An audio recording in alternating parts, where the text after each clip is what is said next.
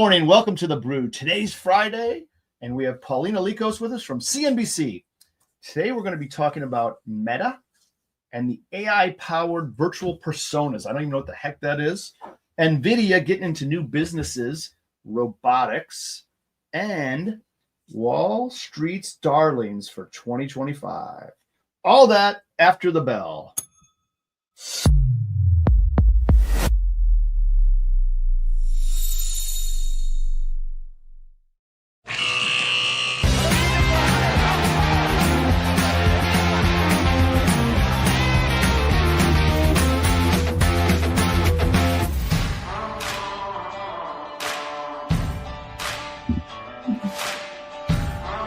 Woo!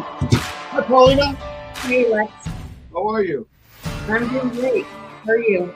Good. Happy New Year. Happy New Year. Yes. Thanks.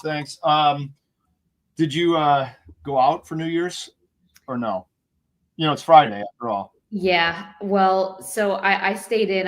I'm in the New York City area, so I thought it would be best to stay in and avoid all the chaos. Yeah, no Times Square for you, right? No, absolutely not. Nope. Maybe in a different reality, not this one. Who the hell goes to that? God, that looks. And I think they hire people to do that. I would never do that. Anyway, sorry. I know we have limited time as we always do. You're so important. That's why. So let's get to it. Meta's developing this AI-powered virtual persona. What is that? What does that mean? Yeah, I feel like with this headline, we're talking about something in the future, but it's actually something that's happening right now. So Meta, they're always looking to push the boundary. They're taking social media to the next level. They have plans to introduce this AI-powered virtual personas on Facebook and Instagram. So what these are AI characters, and they're designed to act like regular users, like me and you. And they have complete, full profiles. They have avatars. They have different abilities that kind of mimic real social interactions. Right. So that is something that Meta's working on next, and it's supposed to be generating hundreds of thousands of AI profiles. I don't know about you, but that sounds a little bit creepy and weird. But that's something that Meta's getting into now. Yeah. So what are the capabilities and features of these things? I mean, they're not like actual people. They're in the web or in the sociosphere, let's call it, and they kind of respond to you, or they put things out on their own. What goes on here? Yes. So they basically these AI personas, and they're there to communicate with real users like me and you, answer any questions that people have, give recommendations. I actually think that they've tested it already, and some version of it is already on Instagram. I've interacted with it in the past, so there is some version available of it. I'm sure they're going to, test, learn, and bring out more advanced iterations of it. They could generate different animations, and they respond in real time. So it's kind of like a chat GPT, but it seems like, but for Instagram and Facebook.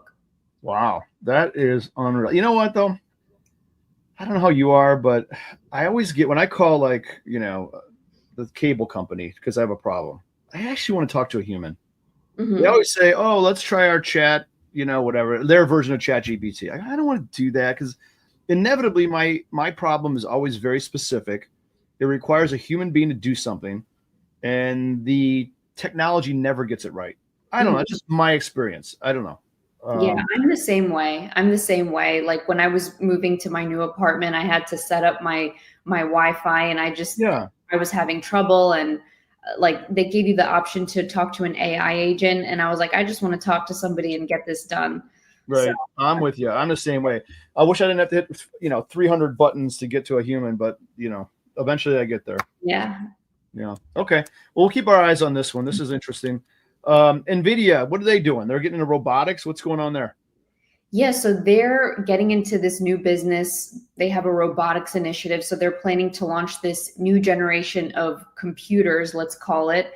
And that's going to launch on the first half of 2025. And so they aim to become this top provider for these robots, these robotics. So they have a strategy where they integrate their AI software, they have their own chips, they have their own hardware to cater to companies that have these robotics. And there's a revolution with companies making robots, and this is something that NVIDIA is trying to get the top market share for at an early stage. Wow. So I mean, are there some driving factors that's making this push for them? Do they know something we don't? Yeah, so as we know, there's been this explosion of generative AI models, advancements in different robot training. We've been seeing in different conferences, I'm sure like in Vegas and, different technology conferences, you have these robots that talk to you like they're human. So it seems like maybe it's far away in the future, but a lot of companies are developing it, and they need technologies like NVIDIA offers in order to to operate these robots. And that's something that NVIDIA wants to be at the forefront of, because, they already have the AI expertise, they have the technology, they have the software, hardware. So it's just a matter of putting in a strategy together for that to cater to this robotic sector. Interesting. Okay. We will keep an eye on that as well, for sure. So let's go to topic number 3, the Wall Street darlings, favorite stocks of 2025. So if you had gotten on the NVIDIA train way back when, you're a hero, right?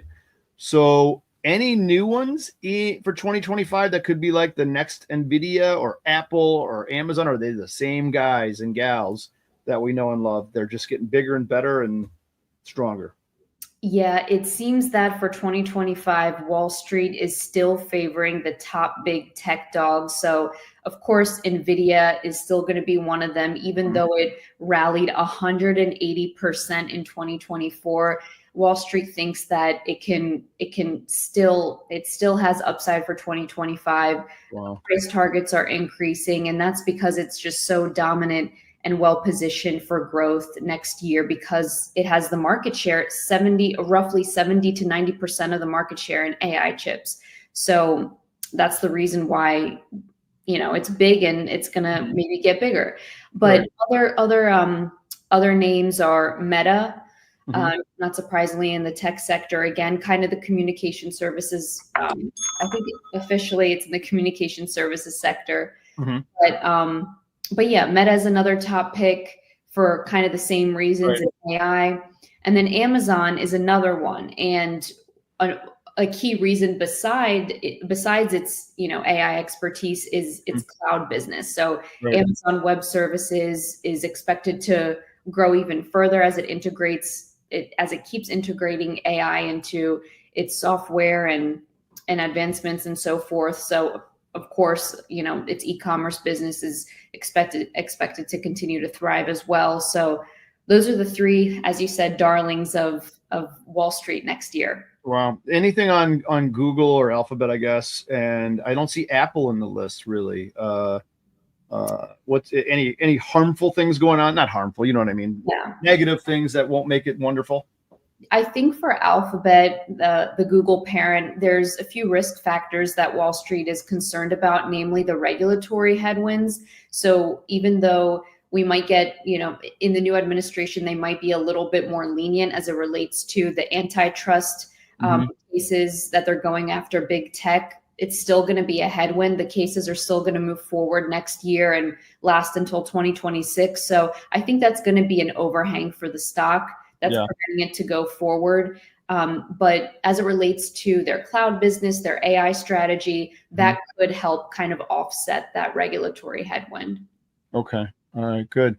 All great names. Guy, like I said before, if someone asked me if I had owned these stocks, what would I be doing with them if I still believed? And I always say a similar thing.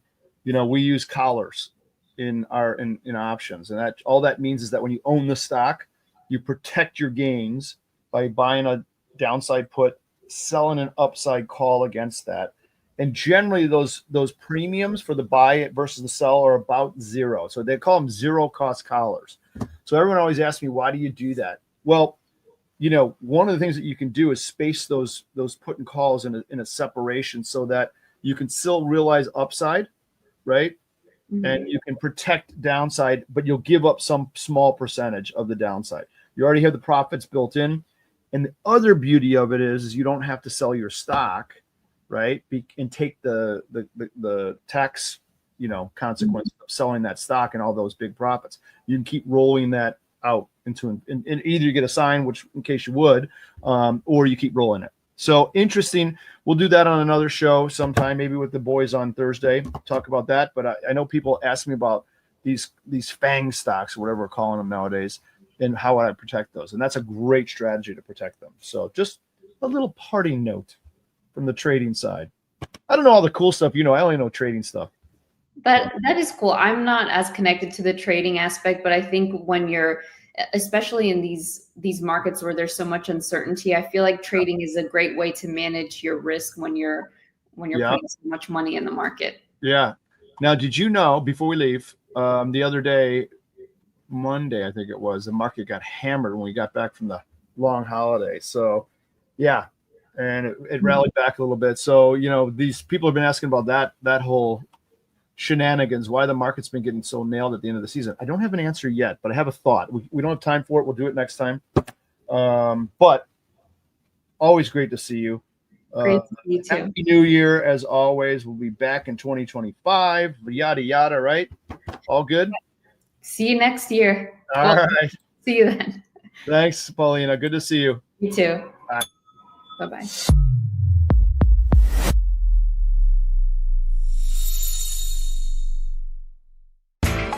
You know how the financial world goes. Here comes the buzzkill.